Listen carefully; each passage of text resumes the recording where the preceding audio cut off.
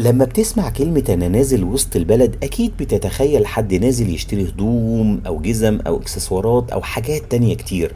وده لأن وسط البلد في أي مدينة بتكون منطقة تجارية مهمة وجميلة ومختلفة. جولتنا ورحلتنا هتكون في وسط البلد في اسكندرية بالليل. فلو كنت جديد في القناة اعمل سبسكرايب وفعل زر الجرس عشان يجيلك جديد جولاتنا ورحلاتنا أول بأول. ويلا بينا بسرعة نبدأ جولتنا ورحلتنا النهاردة.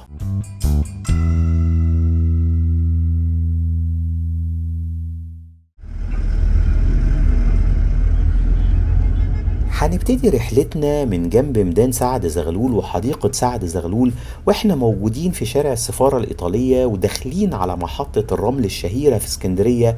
ويمكن قدامنا كافيه ومطعم تريانوني العريق اللي في نفس العمارة اللي فيها فندق له متروبول العريق. هنعدي شريط الترماي ونستكمل رحلتنا في شوارع وسط البلد في مدينة اسكندرية اللي كلنا بنحبها. عموما جولات الليل بيكون ليها شكل ورونق مختلف عن جولات النهار، بتحس فيها بدفء الشوارع وحركة الناس وهي بتتمشى وتشتري احتياجاتها، وخاصة في المنطقة التجارية الضخمة اللي احنا موجودين فيها. يمكن على يمنا وشمالنا دلوقتي شارع سعد زغلول، ويمكن المنطقة اللي احنا فيها موجود فيها سينمات كتير قوي زي سينما ستراند اللي عدينا عليها، وموجود فيه سينما فريال وسينما مترو وأمير وريو وراديو. دخلنا كده على شارع صفية زغلول وداخلين على عمق وسط البلد في اسكندرية الرائعة. شارع هنا متسمي على اسم أم المصريين وزوجة الزعيم الوطني سعد زغلول، واللي لسه معديين على الشارع اللي بيحمل اسمه من شوية صغيرين. كمان موجود على شمالنا كان شارع كلية الطب. ويمكن صفية زغلول اللي متسمي على اسمها الشارع هنا كان ليها دور مهم في الحركة الوطنية. على يمنا دلوقتي مول من المولات المشهورة هنا وهو أليكسا تاور، وزي ما حضراتكم شايفين كده المنطقة اللي احنا فيها منطقة تجارية بشكل كبير، مجموعة كبيرة من المحلات اللي بتبيع كل حاجة تقريبا موجودة على يمنا وشمالنا، واحنا موجودين في شارع صفية زغلول. يعني عايزك ترفع عينيك لفوق وانت بتتمشى كده في وسط البلد في اسكندرية وتتفرج على شكل العمارات اللي طرازاتها مميزة جدا، وده سواء كنت في وسط البلد في اسكندرية او في وسط البلد في القاهرة الخديوية. لكن عايز اقول لكم ان طبعا بيقاطعنا دلوقتي شارع صلاح مصطفى يمنا وشمالنا او شارع السلطان حسين، واللي يمكن اهل اسكندرية ما زالوا يعني متمسكين جدا بالاسم القديم للشارع اللي لسه معديين من عليه من شوية صغيرين، وهو شارع السلطان حسين. لسه بنكمل طريقنا في شارع صفية زغلول، وعايز اقول لكم ان رغم وسط البلد بتكون جزء من منطقة او حي في اي مدينة، لكن تحس كده انها منطقة مستقلة بذاتها ليها ملامح وروح مختلفة زي ما حضراتكم شايفين. لو دخلنا في الشارع اللي على شمالنا دلوقتي اللي هو مش فوزي فهم، الشارع اللي قبليه كده على اقصى الشمال واللي قريب من سينما مترو اللي موجودة على شمالنا دلوقتي، هنلاقي نفسنا موجودين في او عند محل كبدة الفلاح المشهورة جدا في اسكندرية. ويمكن موجود كمان قريب منها خروب امال الرائع، وجنبهم زي ما شفتوا كده سينما مترو العريقه، وهي السينما اللي كانت على شمالنا، ولكن احنا عدينا من شارع صفيه زغلول وداخلين بالفعل كده على شارع فؤاد، وبقت موجوده سينما امير على شمالنا دلوقتي. دخلنا من واحد من اعرق الشوارع في العالم ومش في مصر بس، وهو شارع فؤاد، واللي يمكن حاليا متسمي طريق الحريه. زي ما بنقول احنا بقينا دلوقتي جوه التاريخ وجوه الحكايات، وموجودين جوه شارع من أقدم شوارع العالم وهو شارع فؤاد. يمكن شارع ساحر بمعنى الكلمة. الشارع ده بيبتدي يمكن من عند ميدان باب شرقي كده وبيفضل مكمل معانا لغاية ما يكون امتداده شارع سيدي المتولي. يعني مليان مباني أثرية ومتاحف ومسارح وسينمات، وزي ما قلت لكم اسمه دلوقتي طريق الحرية، واسمه القديم طبعا بيرجع للملك فؤاد، واسمه الأقدم الطريق الكانوبي، وكان اسمه كمان شارع ميناء رشيد. مباني هنا هتحسوا ان طابعها فلورنسي مميز جدا. شارع مليان برضه محلات لكن يمكن بنسبة أقل من شارع صفية زغلول، لكنه برضه شارع تجاري مهم. وانت بتتمشى في الشارع بالنهار هتحس ان المباني هنا قطع فنية حية لطرازات معمارية مش معقولة وخيالية. من شارع فؤاد دخلنا بقى على واحد برضه من الشوارع المشهورة، شارع النبي دانيال، وكان بيقاطعنا على شمالنا دلوقتي شارع طلعت حرب، وهتحسوا هنا بتشابه أسماء الشوارع الرئيسية والمهمة في منطقة وسط البلد أو عموما في مناطق القاهرة المختلفة، زي شارع طلعت حرب وشارع فؤاد وشارع سعد زغلول وصفية زغلول. احنا في شارع النبي دانيال برضو شارع تجاري مهم، الشارع ضيق نسبيا لكن مليان بمجموعة من المحلات ومجموعة من محلات الموبايلات ومحلات الأجهزة الإلكترونية ومحلات الأحذية والملابس، مالية شارع النبي دانيال. طبعا شارع النبي دانيال احنا كنا زورناه قبل كده وخدناه بقى من أوله لآخره، وقلنا ان شارع النبي دانيال بيبتدي من عند ميدان محطة مصر وبينتهي تقريبا عند ميدان محطة الرمل، يعني هو بيبتدي من ميدان وينتهي في ميدان. الشارع موجود فيه مسجد باسم النبي دانيال ومعبد يهودي وبرضه سموه النبي دانيال، والكنيسة المرقسية وسموها برضه كنيسة النبي دانيال. الشارع هنا تحته سراديب اتعملت ايام الحكم الروماني، كان الهدف منها هروب الامبراطور في حاله حدوث حرب. كمان في اساطير اترددت عبر التاريخ ان قبر الاسكندر الاكبر يمكن موجود في الممرات الاثريه اللي موجوده تحت الشارع، لكن الحقيقه غير كده.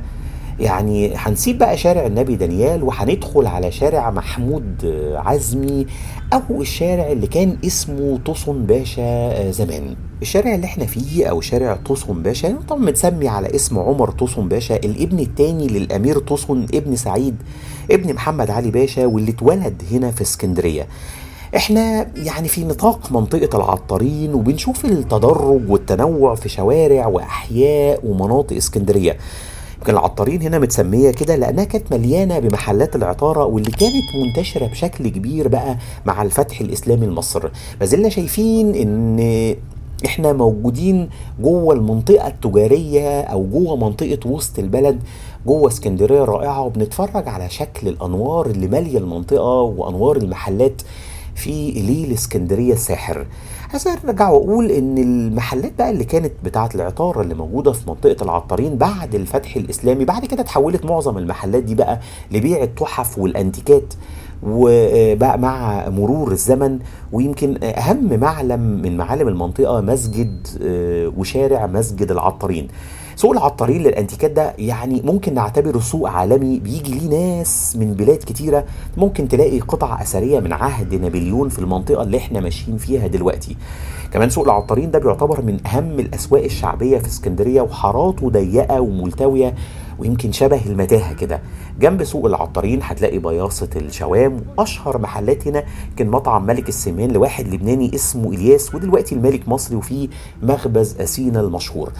احنا من شارع طوسن باشا دخلنا لشارع شريف باشا واللي اسمه حاليا شارع صلاح سالم، وبرضه زي ما حضراتكم شايفين بيتشابه مع عدد من اسماء الشوارع اللي موجودة في القاهرة. يعني الشارع هنا بيتشابه اسمه مع شارع من اهم شوارع القاهرة، وكمان اسمه القديم بيتشابه مع اهم او واحد من اهم شوارع وسط البلد وهو شارع شريف باشا.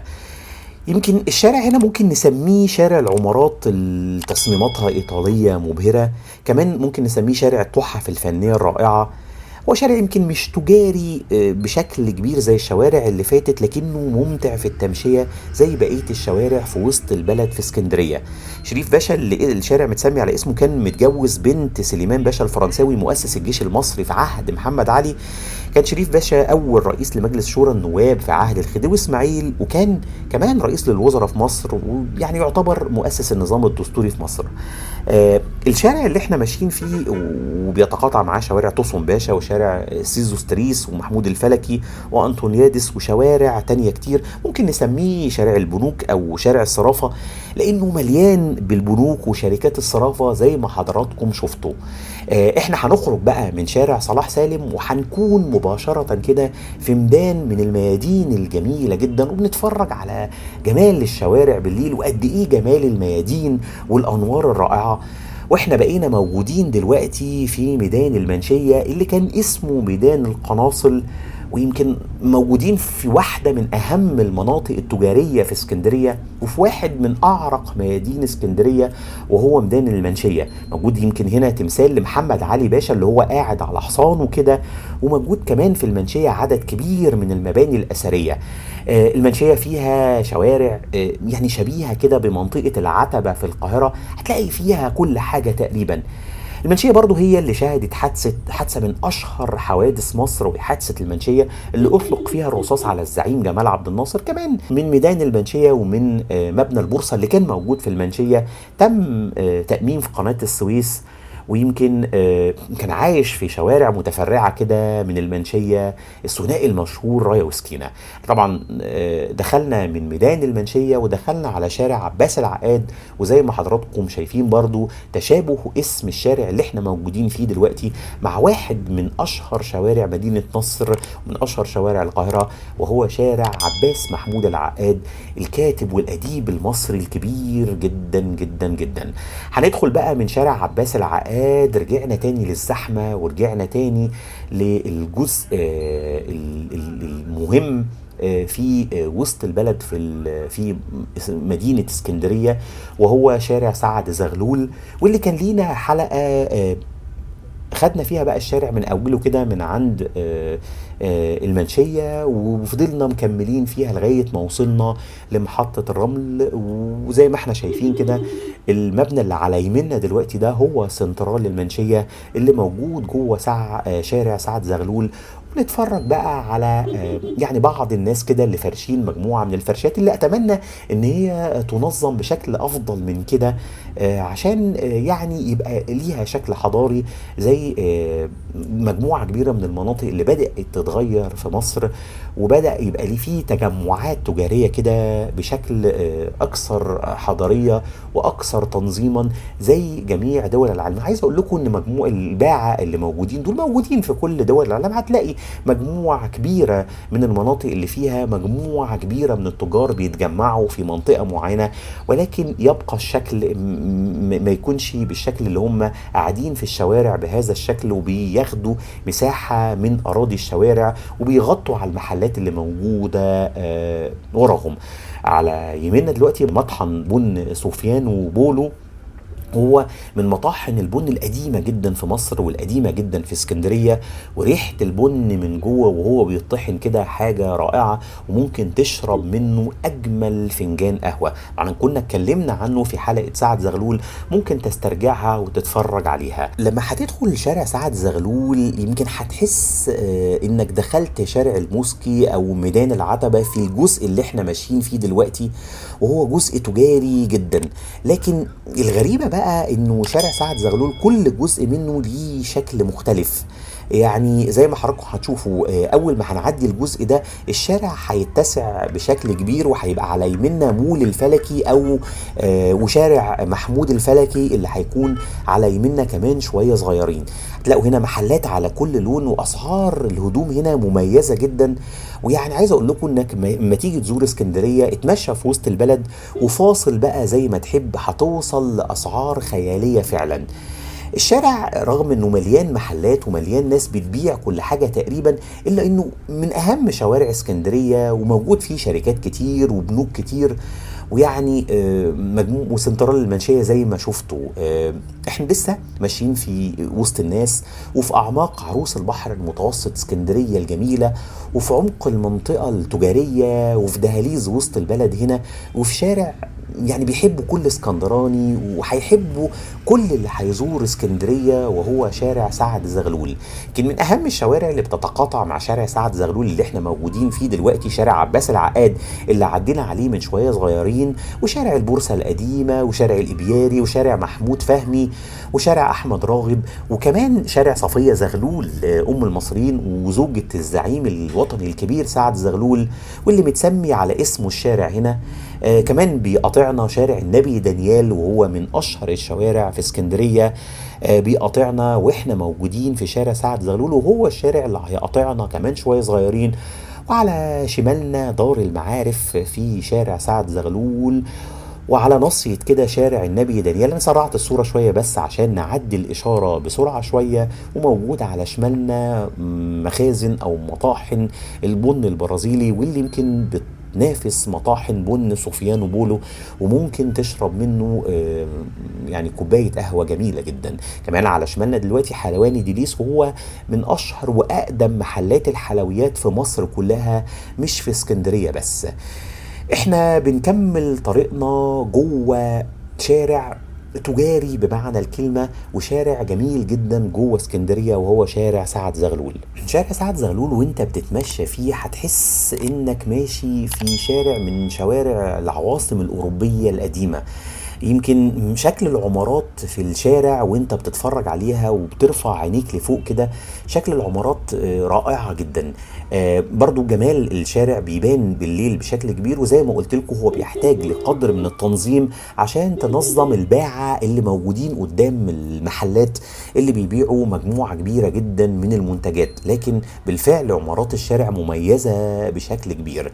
احنا يعتبر كده في الجزء اللي احنا ماشيين فيه داخلين كده على ميدان محطة الرمل الشهير جدا في اسكندرية، واللي معظم اللي بيزوروا اسكندرية بيحبوا ان هم يزوروا المنطقة دي. منطقة جميلة جدا وعريقة وتاريخية، وزي ما قلت لكم مليانة بالعمارات الجميلة جدا. على شمالنا فندق لو متروبول اللي كلمتكم عليه من شوية، ويمكن انا جريت الصورة شوية في الجزء ده لان احنا كنا زورنا شارع صفية زغلول في بداية حلقتنا النهاردة، وما حبيتش ان احنا نكرر الشوارع اللي بنزورها، لان احنا هندخل بقى من شارع صفية زغلول على شارع السلطان حسين في او قرب نهاية رحلتنا النهاردة، واللي يعني اتمنى ان تكونوا مستمتعين بيها. الجولات الليلية اللي بيبقى ليها روح مختلفة، وبنحس زي ما قلت لكم بحركة ودفء حركة الناس بشكل كبير. احنا بالفعل كده دخلنا بقى من شارع صفية زغلول على شارع السلطان حسين، وزي ما حضراتكم شايفين هو بالفعل برضو شارع مليان بالمحلات اللي على كل لون، واللي موجود فيها عدد كبير جدا من الأنشطة التجارية اللي ممكن تستمتع بيها وانت بتزور اسكندرية. وطبعا معظم أهالي اسكندرية بيلفوا جوه الشوارع دي عشان يقدروا يوصلوا لكل احتياجاتهم بأسعار مميزة جدا جدا جدا. عايز أكلمكم واحنا موجودين في عمق وسط البلد في اسكندرية بالليل عن اسكندرية في الشتاء وجمال اسكندرية في الشتاء. يعني الوقت ده اهم حاجة ان انت تبعد عن مواعيد النوات وتسافر وتستمتع بأجمل مدينة في العالم. تروح المنتزه الصبح بدري وتتصور هناك أحلى صور، وبعدين بتركب الأتوبيس الدورين الأحمر الجميل جدا اللي كان لينا رحلة فيه وتفرجنا عليه وخدناه كده من بحري لغاية ما وصلنا للمنتزه. تروح محطة الرمل اللي كنا لسه قريبين منها من شوية صغيرين، اللي هي أنا بعتبرها روح اسكندرية. يعني خلي بالك الترند اللي في اسكندريه اللي هو كبده الفلاح وجلاتي عزه ومحمد احمد، يعني حاجات شبه كده. يعني عايز اقول لكم ان اسكندريه اعمق واعظم من كده بكتير. لف في محطه الرمل ولف في وسط البلد واقعد على البحر وكل حمص الشام وتصور كتير، صور كل الحاجات القديمه اللي مش هتلاقيها الا في اسكندريه. روح شارع النبي دانيال اللي احنا ماشيين فيه، وروح شارع فؤاد واتفرج كده على شكل المعمار الرهيب الجميل جدا في اسكندريه. اركب مركب او لانش في البحر وانسى الدنيا واللي فيها. روح مكتبة اسكندرية وادخل القبة السماوية وزور المتاحف الكتير جدا المنتشرة في اسكندرية. لكن احنا دلوقتي لسه موجودين وعدينا شارع سعد زغلول ولسه موجودين في شارع النبي دانيال، واللي لو كملناه على طول كده هنوصل لكورنيش اسكندرية. وموجود على شمالنا دلوقتي شارع المينا الشرقية، وبعديه مباشرة وعلى نصيته مبنى الغرفة التجارية، المبنى العريق والتاريخي اللي موجود جوه مدينة اسكندرية. من عند المبنى ده بقى هندخل على شارع سعد زغلول، وفي الجزء اللي احنا هندخل فيه هتكون نهاية رحلتنا النهاردة جوه منطقة وسط البلد في اسكندرية اللي لفينا فيها في عدد كبير من الشوارع. اتمنى ان رحلتي النهاردة تكون عجبتكم، ولو عجبك الفيديو ما تنساش تعمل سبسكرايب وتفعل زر الجرس وتعمل لايك للفيديو عشان ينتشر بشكل كبير. وشكرا لكم والسلام عليكم ورحمة الله وبركاته.